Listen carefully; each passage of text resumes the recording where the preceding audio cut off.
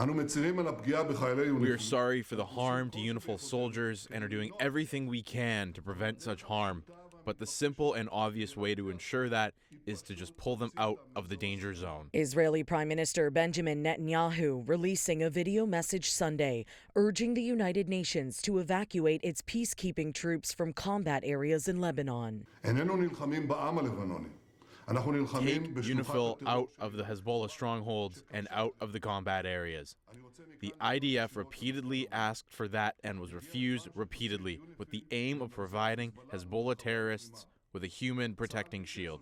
UNIFIL releasing this statement in response to Netanyahu's demand and what it's calling additional Israeli violations. Just hours after the video message was released, UN officials say Israeli tanks destroyed the main gates of a peacekeeping base and forcibly entered the compound, releasing shelling in the area that left 15 volunteers sick due to an unknown toxic substance in the smoke. According to the UN, 5 peacekeepers have also been injured in 3 separate incidents since just Thursday, a fact that has drawn international condemnation towards Israel, including from Pope Francis, who came out with his own message Sunday.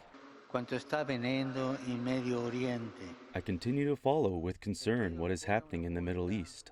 I ask once again for an immediate ceasefire on all fronts.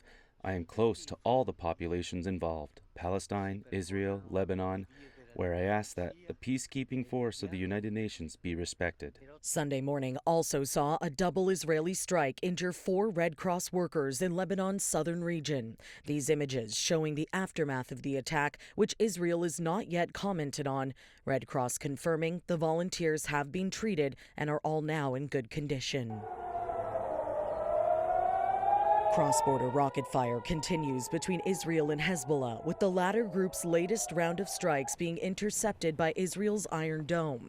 Israeli strikes, however, reaching their intended targets in southern Lebanon and the Gaza Strip, where Palestinians continue to flee south after Israel promised to unleash a brutal showing of force across the north.